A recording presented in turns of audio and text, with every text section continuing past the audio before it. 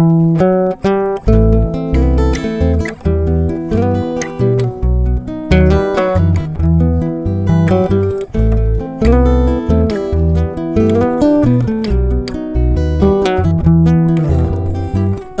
jour, tu t'en iras comme une voix qu'emporte le vent, comme une voix qu'emporte le vent, au-delà des mers.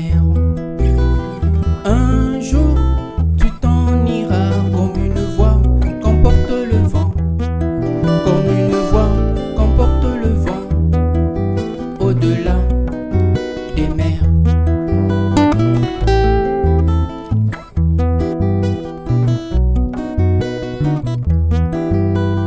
Une voix, sans foi, une loi, sans toi, mais une foi, sans loi, pour une fois, sans toi, mais une foi, qui cherche sa voie par la croix, mais une foi, sans loi, pour une fois, sans toi, mais une foi, qui cherche à savoir.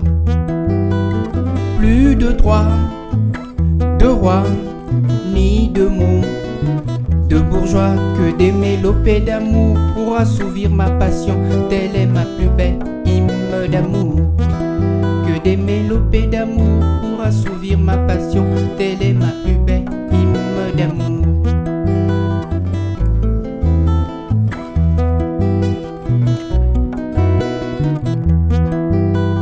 Un jour, tu t'en iras comme une voix qu'emporte le vent, comme une voix qu'emporte le vent, au-delà des mers.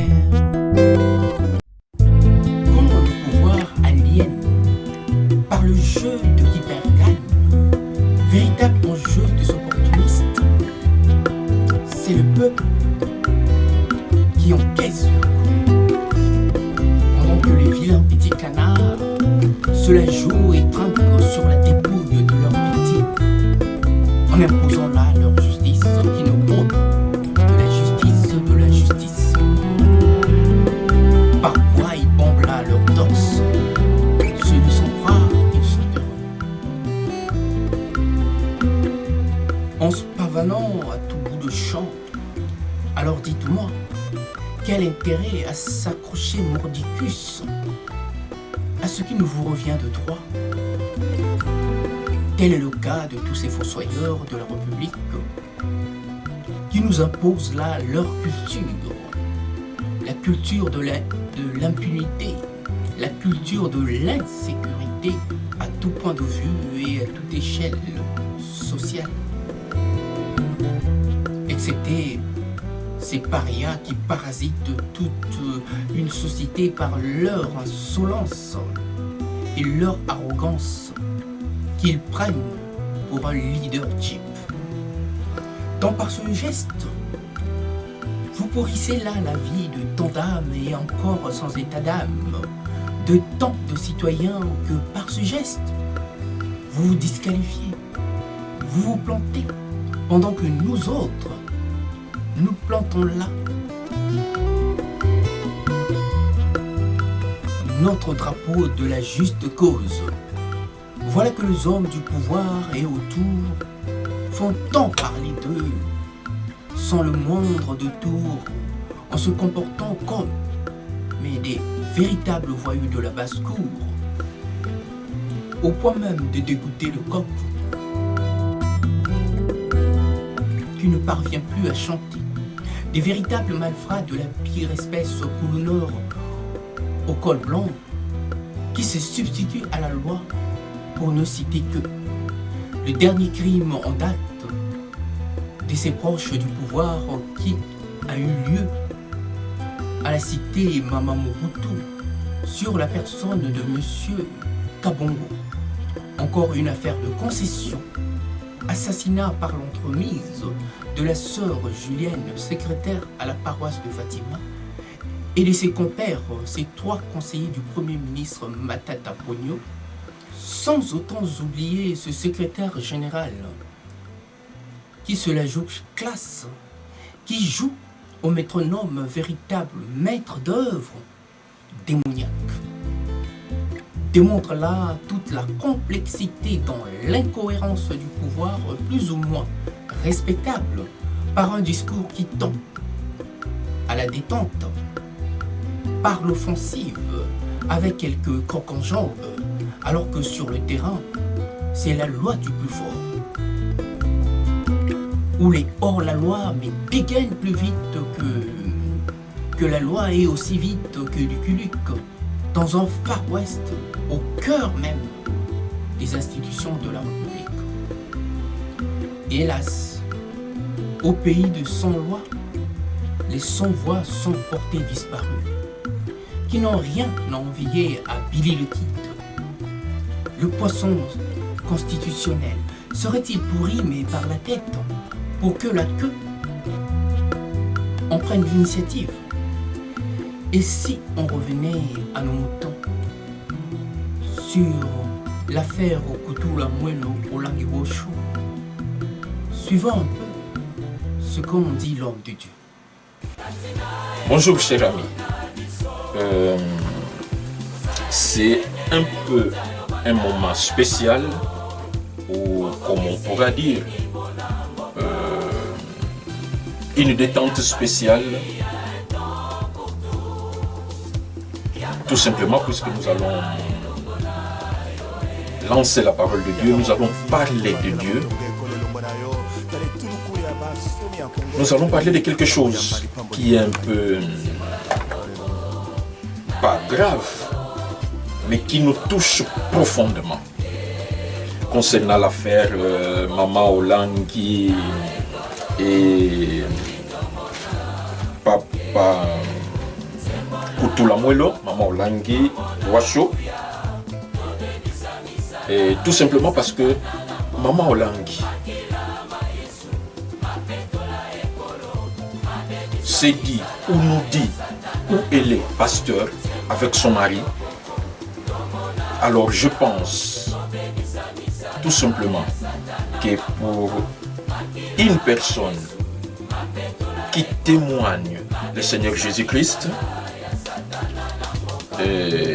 il faut quand même, s'il y a des dérapages, comme la Bible dit, nous soutenir dans la prière et nous exhorter. Voilà la raison pour laquelle que je lancerai ces messages spécialement à Maman Olangi et son mari concernant l'affaire qui les oppose avec Papa Kutula Muelo. Je commencerai, donc tout ce que nous dirons sera dans la parole de Dieu. Nous allons rappeler la volonté de Dieu concernant ces hommes, donc les hommes de Dieu et les femmes de Dieu. Nous allons commencer par lire dans 2 Timothée. Je répète, 2 Timothée chapitre 3, verset 16. La parole de Dieu dit ceci. Toute écriture est inspirée de Dieu et utile pour enseigner, pour convaincre, pour corriger, pour instruire dans la justice. La parole de Dieu est là pour nous enseigner. Parce que cette parole a été écrite par des hommes, mais ces hommes étaient inspirés de Dieu. Voilà pourquoi cette parole est là pour nous corriger, pour nous convaincre et pour nous instruire dans la justice. Je ne dis pas par là que je veux corriger Maman Olangi. Je ne dis pas par là que je vais instruire Maman Olangi. Mais je dis qu'on va partager l'exhortation. Donc nous allons rapidement commencer. Nous allons lire la parole de Dieu dans Hébreux chapitre 12, verset 14. Hébreux chapitre 12, verset 14.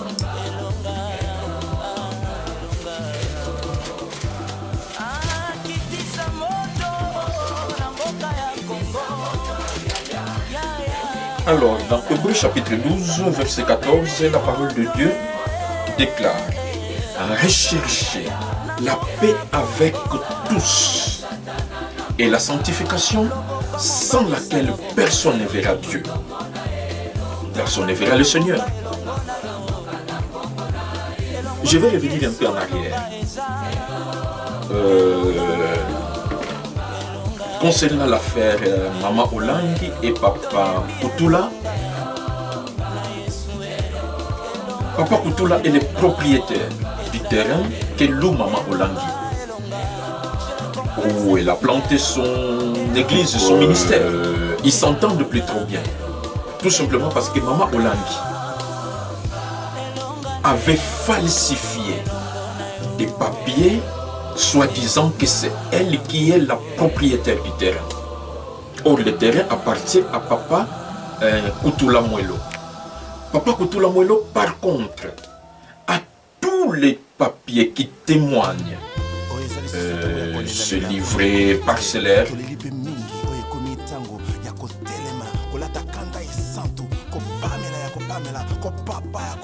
les contrats que Maman Olangi avait signés en tant que locataire sur ce terrain, et la justice congolaise avait tranché en faveur de Papa Kutula Mwelo que Maman Olangi ne veut pas accepter le verdict final et ne veut même pas suivre les instructions de la justice.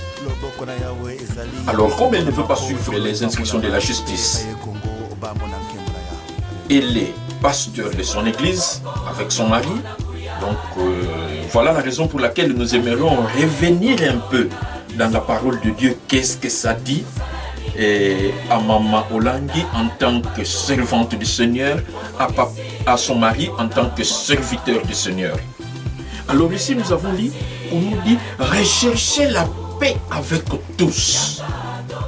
Je pense que c'est clair, ce n'est pas moi qui l'ai dit, mais c'est la parole de Dieu. Si on est homme de Dieu, on va suivre, si on est servante du Seigneur, on va suivre ce que la Bible dit. La Bible dit, recherchez la paix avec tous. Maman Olangi, les problèmes qui vous opposent avec Papa Kutula, la justice avait tranché que Papa Kutula a raison. Mais en ce moment-là, où est la paix? Où est-ce que vous ne cherchez pas la paix? C'est déjà contraire à la parole de Dieu. Alors une servante ne doit pas rester dans une position caduque de cette façon. On dit chercher la paix avec tous et la sanctification sans laquelle personne ne verra Dieu. Mais je pense que Maman Olangi, si vous ne recherchez pas la paix avec Papa Kutula, c'est déjà une faute concernant une servante de Dieu. Je ne suis pas là pour condamner ni pour juger. Parce que la Bible dit, ne jugez point, ne condamnez pas.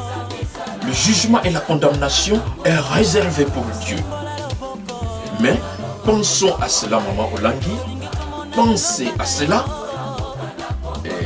Les versets nous disent rechercher la paix pour voir avec tous, pas seulement avec Papa Kutula, avec tous pour voir Dieu. Et comme le problème vous pose avec Papa Kutula, j'ai pris que Dieu puisse vous aider pour que vous puissiez rechercher la paix avec Papa Kutula et rechercher des solutions pour que vous soyez en paix afin que vous voyez le Seigneur, que nous voyons le Seigneur tous. Alors nous allons partir, nous allons regarder encore un autre verset qui est dans Hébreux 10, toujours dans notre épître d'Hébreux 10 et les versets 22. Hébreux chapitre 10, verset 22. La parole de Dieu déclare: approchons-nous avec un cœur sincère dans la plénitude de la foi, le cœur purifié d'une mauvaise conscience et le corps lavé d'une eau pure. Maman Olangi, vous êtes servante du Seigneur. Ne bloquez pas vos bénédictions auprès du Seigneur, parce que nous le savons. En tant que serviteur du Seigneur, si on est en conflit avec les autres et qu'on ne veut pas chercher la paix volontairement, déjà la Bible dit qu'on ne verra pas le Seigneur. Et la Bible dit, sur ce que nous venons de lire, que nous devons nous approcher du Seigneur avec un cœur sincère. En ce moment-là, Maman Olangi, vous avez, en tant que servante du Seigneur, vous avez falsifié les documents parcellaires. Où est la sincérité auprès de Dieu?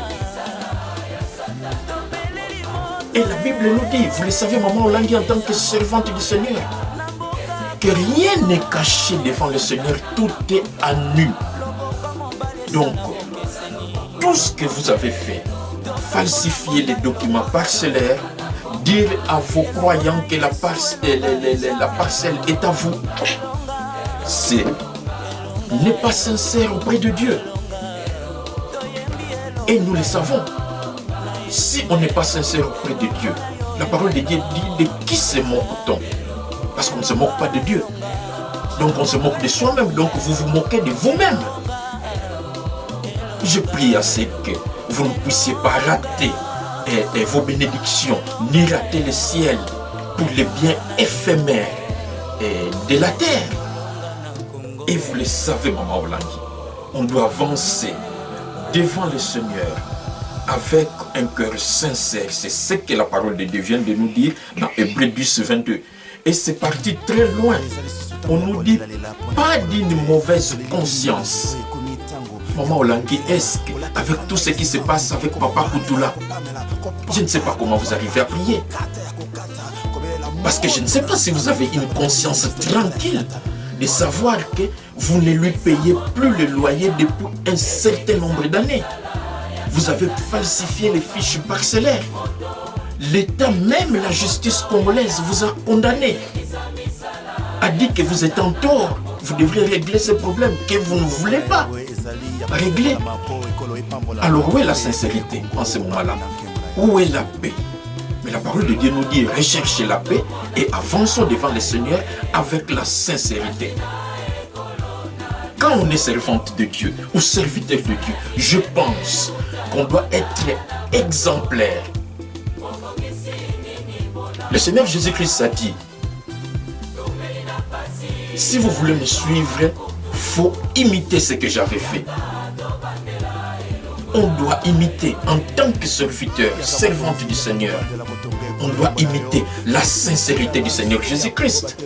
On doit imiter la bonne foi du Seigneur Jésus-Christ. On doit imiter la manière dont vivait le Seigneur Jésus-Christ. Il était en paix avec tout le monde.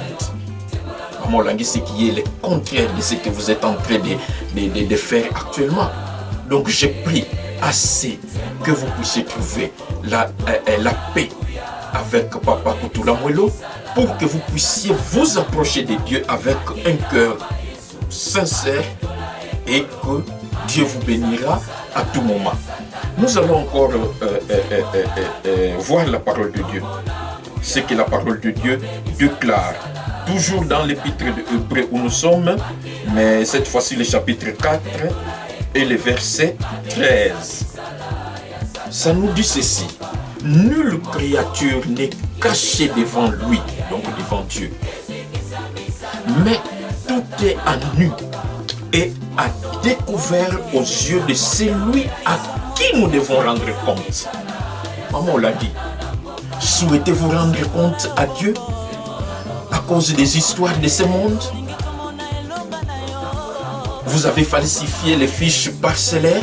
Vous voulez rendre compte à Dieu pour ça? N'oublions pas, Maman Olangi, vous êtes la servante du Seigneur. La Bible dit ceci. Le ciel existe et l'enfer est réel. Et Dieu ne négociera pas, il n'y aura pas de négociation à la fin du temps. Pour un rien, on partira en enfer.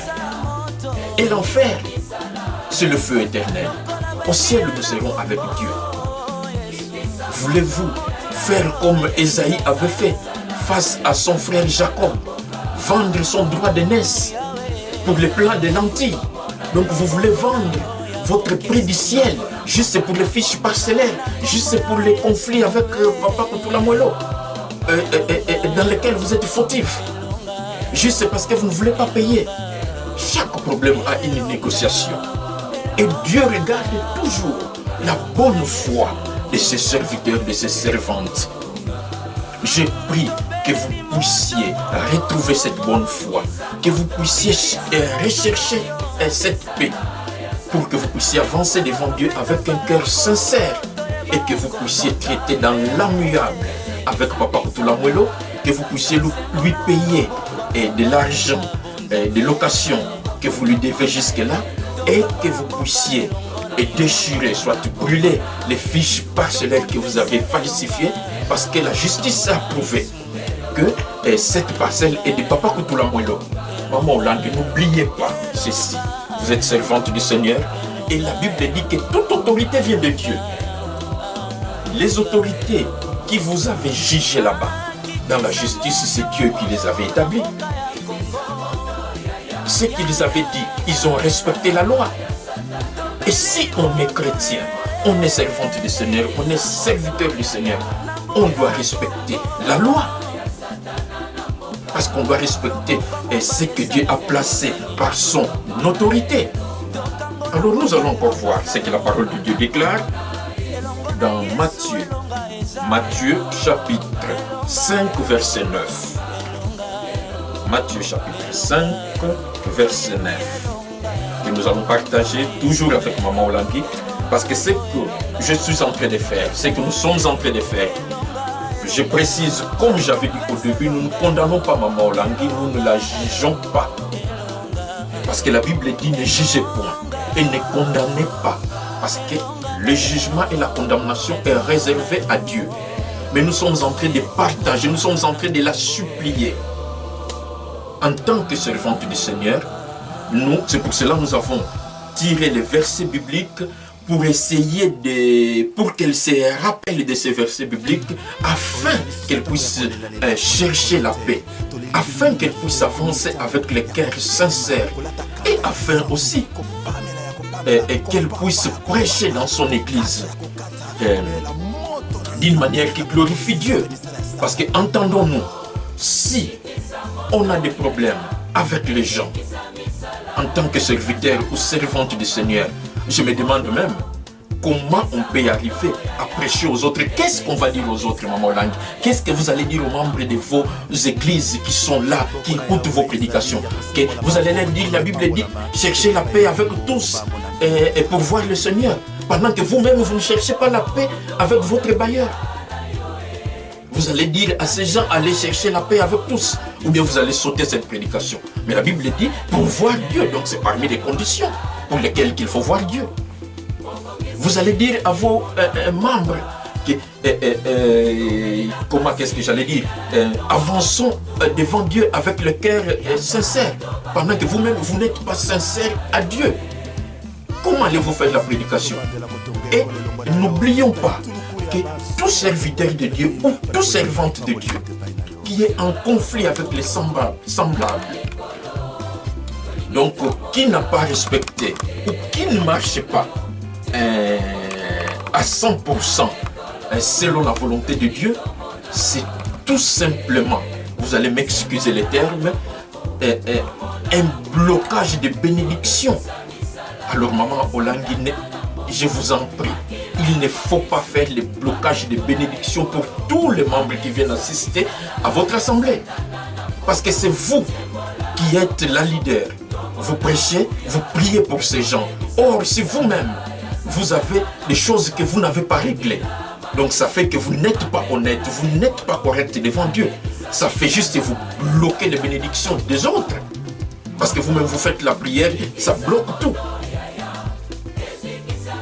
Alors, Maman Hollande, nous allons faire attention si nous sommes des leaders, si Dieu nous a placés pour exhorter ses enfants, ce n'est pas pour rien. C'est pour que nous-mêmes nous soyons modèles.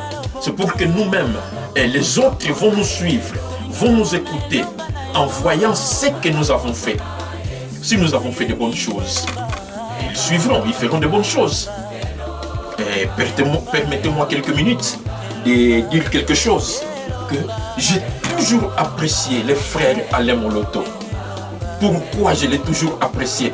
À la vue de toutes les bonnes choses qu'il faisait, dans sa façon de vivre, la façon dont il parlait, la façon dont il était en paix avec tout le monde. N'oublions pas ces chansons.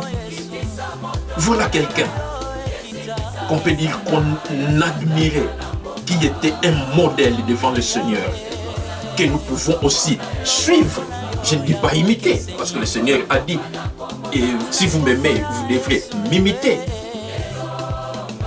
Et nous devons suivre le Seigneur. Mais s'il y a un frère ou une sœur qui a des choses qui sont bien, nous pouvons aussi observer, l'apprécier. Et pourquoi pas imiter? Et pourquoi pas suivre? Je disais, nous allons regarder encore la parole de Dieu avant de terminer dans Matthieu chapitre 5, verset 9, pardon. La parole de Dieu déclare: heureux ceux qui procurent la paix, car ils seront appelés fils de Dieu. Maman Olandi, je pense que c'est clair. On nous dit heureux ceux qui procurent la paix, car ils seront appelés fils de Dieu. Si vous n'êtes pas en paix avec Papa Koutoula Mouelo, si vous n'êtes pas en paix avec d'autres gens, je ne sais pas. Mais moi, je sais qu'avec Papa Koutoula Mouelo, vous n'êtes pas en paix parce que vous êtes en conflit. Donc, si vous n'êtes pas en paix, si vous êtes en conflit, la Bible ne nous dit pas que si vous êtes en conflit avec les autres, que vous serez appelés fils de Dieu. Non. La Bible nous dit, si vous procurez la paix aux autres, vous serez appelés fils de Dieu. Donc, Maman Olandi, en ce moment-là, ceux qui ne procurent pas la paix, ils ne sont pas fils de Dieu, ils ne sont pas filles de Dieu. Voilà pourquoi je vous invite de procurer la paix avec Papa Koutoula Mouelo, afin que vous puissiez jouir pleinement de vos droits auprès de Dieu. Et pour que vous soyez appelés filles de Dieu, ce n'est pas moi qui l'ai dit, c'est la Bible. Puisque la Bible dit, ceux qui procurent la paix, ils seront appelés fils de Dieu, filles de Dieu. Le contraire, ceux qui ne procurent pas la paix, ils ne seront pas appelés fils de Dieu, filles de Dieu. Donc Maman Olandi, je suis désolé de dire qu'actuellement, vous ne voulez pas volontairement procurer la paix avec Papa Koutoula Mouelo. Donc, devant le Seigneur, vous n'êtes pas fille de Dieu. Vous devrez procurer la paix et vous repentir devant le Seigneur afin de retrouver l'appellation de fille de Dieu. N'oubliez pas que Dieu pardonne à tout moment. Nous tous, nous sommes fautifs. Nous tous, nous sommes des pécheurs. Voilà pourquoi la Bible dit, il n'y a même pas un juste, pas un seul. L'apôtre Paul a dit aux Romains, si nous disons que nous n'avons pas de péché, nous sommes des menteurs, parce que nous sommes tous des pécheurs. En premier, moi qui vous parle, Maman Olandi. Parce que je dis toujours que je suis pécheur, mais je vis par la grâce de Dieu. Mais si nous sommes des pécheurs, nous n'allons pas engendrer des conflits volontairement. Mais nous allons fournir les efforts d'être en paix avec tout le monde pour que nous soyons appelés fils de Dieu. Et n'oublions pas, nous allons rechercher la paix avec tous pour voir le Seigneur. Sur ceci, nous allons terminer dans Matthieu 7, verset 21. Matthieu chapitre 7, verset 21. La parole de Dieu déclare: ceux qui me disent Seigneur, Seigneur n'entreront pas tous dans le royaume des cieux, mais celui-là seul qui fait la volonté de mon Père qui est dans le ciel. Donc je pense, Maman Olandi, vous et moi, nous prêchons la parole de Dieu. Cela ne veut pas dire que nous rentrerons facilement dans le royaume du Seigneur. Parce que la Bible dit que ceux qui connaissent la parole de Dieu seront jugés sévèrement. Maman Olandi, vous le savez. Donc, il ne faut pas qu'on tombe dans ces pièges. Puisque la Bible est claire là-dessus, ce n'est pas tous ceux qui me disent Seigneur, Seigneur qui entreront dans le royaume des cieux. Parce que plein qui disent Seigneur, Seigneur, moi en premier, n'aime pas chercher la paix avec les autres, comme est le cas de vous, Maman Olandi. N'avance pas devant Dieu avec le cœur sincère. Et à ce moment-là, ils seront chassés par le Seigneur. Le verset 22 nous dit, plus Plusieurs me diront en ce jour-là, Seigneur, Seigneur, n'avons-nous pas prophétisé à ton nom? N'avons-nous pas chassé des démons à ton nom? N'avons-nous pas fait beaucoup de miracles à ton nom? Alors je leur dirai ouvertement, je ne vous ai jamais connu. Retirez-vous de moi, vous qui commettez l'iniquité. Tout simplement parce que ces gens-là, ils ont chassé des démons, ils ont prêché, ils avaient des assemblées comme aujourd'hui, Maman Hollande, vous avez une grande assemblée, mais ils ne marchaient pas selon la volonté de Dieu. La Bible dit qu'il faut marcher selon la volonté de Dieu pour ne pas être chassé devant le Seigneur. La volonté de Dieu, ça consiste à chercher, à recevoir le Seigneur Jésus-Christ comme son Seigneur et Sauveur, à marcher selon le modèle du Christ. Évidemment, on peut ajouter à rechercher la paix avec tous, avancer dans le cœur, avec le cœur sincère. Voilà pourquoi aujourd'hui, Maman Hollande, je vous présente encore 1001 excuses de parler de vous, puisque je ne vous connais pas particulièrement, mais puisque ce qui se passe entre vous et Papa Outoula, vu que vous êtes la servante du Seigneur, est pratiquement inconcevable pour nous les serviteurs du Seigneur. C'est la raison pour laquelle j'ai prié Dieu. Je me suis dit, je vais quand même vous rappeler ces versets bibliques et ce que le Seigneur nous dit là-dessus, que vous connaissez très bien et parfaitement, plus que moi, vous le connaissez plus que moi, ça je le sais. Et puisque la Bible dit, et en tant que serviteurs du Seigneur, nous devons nous exhorter les uns aux autres. Puisque la Bible dit, si vous voyez votre frère faire du mal et que vous ne l'avertissez pas, sa charge, ses problèmes pourraient vous être demandés après. Voilà, par là-dessus, enfin pour terminer, vous allez m'excuser, je vais essayer de voir, je vais ajouter quelque chose toujours concernant Maman Hollande. Nous allons regarder, Dieu m'a inspiré sur quelque chose que j'aimerais vous dire. Dans le livre d'Ézéchiel, chapitre 33, versets 7 à 9, il est dit ceci. Écoutez-moi bien, chers amis, et Maman Hollande, surtout écoutez, parce que vous connaissez bien ces versets. Et toi, fils de l'homme, je t'ai établi comme sentinelle sur la maison d'Israël. Tu dois écouter la parole qui sort de la bouche et les avertir de ma part. Quand je dis aux méchants, méchant tu mourras, si tu ne parles pas pour détourner le méchant et sa voix, ce méchant mourra dans son iniquité et je te redemanderai son sang. Le verset 9 nous dit, mais si tu avertis le méchant pour le détourner de sa voix et qu'il ne s'en détourne pas, il mourra dans son iniquité et toi tu sauveras ton âme. Voilà, Maman Hollande, c'est l'unique raison. C'est pour ces versets, en lisant ces versets, connaissant ces versets, c'est la raison pour laquelle je vous ai parlé. Et j'ai parlé aussi à d'autres amis qui pouvaient nous écouter, parce que la Bible dit, si on voit un serviteur de Dieu, un ami, un frère, une sœur, toute personne qui vit dans la désobéissance du Seigneur ou qui fait quelque chose qui ne plaît pas au Seigneur, si on ne l'exhorte pas, si on ne l'avertit pas, son sang nous sera redemandé. Nous qui avons découvert ces problèmes. Donc, Maman Hollande, connaissant ces problèmes, je me suis dit, je ne veux pas que votre sang puisse m'être redemandé. Que le Seigneur puisse me dire, vous avez connu ces problèmes, ne fût-ce que vous, est-ce que vous avez dit quelque chose à Maman Hollande qu'on puisse me redemander votre sang? Non, je vous ai averti. Et la parole de Dieu dit qu'il faut avertir les autres, pas que vous, mais tout le monde. Voilà la raison pour laquelle je tenais à vous passer ces messages. Que Dieu puisse vous bénir.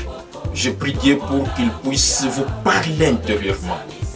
Parce qu'il y a que le Seigneur qui touche le cœur, qu'il vous touche pour vous amener à la raison, pour que vous puissiez déchirer les fiches parcelleurs que vous avez falsifiées, pour que vous puissiez chercher la paix avec Papa Outoula Mwelo, pour que vous puissiez, afin que vous puissiez avancer devant le Seigneur avec un cœur sincère.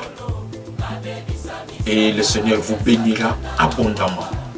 Parce que n'oubliez pas, il n'y a pas un petit péché devant le Seigneur. Tout ce qui est péché devant le Seigneur. Et le Seigneur condamne tout péché. Parce qu'il est saint, saint, saint. Il ne tolère aucun péché.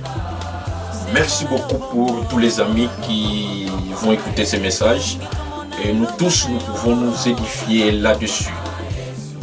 Alors, je vais essayer de voir mon cher ami Christian s'il a une ou deux questions concernant Maman Olangui par rapport à ce qu'on venait de dire. S'il voulait poser une ou deux questions, sinon on pourra toutefois arrêter. Le message arrivera parfaitement par la grâce de Dieu et dans les oreilles de Maman Olangui. Et je prierai encore parce qu'il n'y a que Dieu qui touche. Que Dieu puisse toucher parce que je n'aimerais pas qu'une servante comme Maman Olangui puisse avoir des problèmes avec les autres parce que ça déstabilise fortement l'assemblée qui pourront écouter que leur leader a des problèmes avec son bailleur et quel est l'exemple pour les enfants de Dieu. Et ça peut nous déranger tous. C'est la raison pour laquelle les gens disent ce serviteur de Dieu, les gens se moquent des serviteurs de Dieu, ce serviteur de Dieu, ce servante de Dieu. Ils nous disent ceci, cela, voilà, eux-mêmes ils font ceci, cela. Alors on va éviter par la grâce de Dieu et tout ce qui pourrait être désagréable auprès des fidèles. Merci beaucoup, que Dieu nous bénisse. Alors je ne sais pas si Christian a quelque chose. Voilà, il me fait signe de la tête, il n'a pas de questions à poser. Donc le Seigneur nous bénira là-dessus. Merci beaucoup. Que la gloire revienne au Seigneur Jésus-Christ. Amen. Ne soyons pas aussi bêtes que bornés de croire que les gens sont plus bêtes que nous le sommes, parce que là, frappés par un état de crise injuste, crise de repères, crise économique, crise politique, dite institutionnelle, crise par tant de crises qu'on ne saurait sans doute justifier, si ce n'est que cela l'est déjà par ce que l'on voit. À croire que j'anticipe sur la crise, alors qu'au fond, je n'en sais trop rien. Voilà des gens qui n'ont aucun sens de valeur, aucun sens d'inéquité, et n'ont pas hésité une seule seconde d'entraîner le peuple congolais de la République démocratique du Congo dans la boue, par cette inégalité criarde qui a fini là par les constiper, les véritables égoïstes qui ne parviennent à s'aimer sans se plaire et croire qu'ils se disent heureux. Mon œil. Ils ont fait de la République démocratique du Congo un véritable enfer, mais en si peu de temps. De quoi se qualifier pour le Guinness Book. Et à Dieu,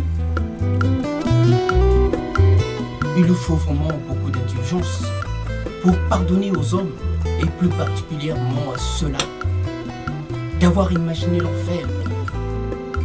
Oui, ils ont transformé le jardin d'Éden, qui n'est autre que la République démocratique du Congo,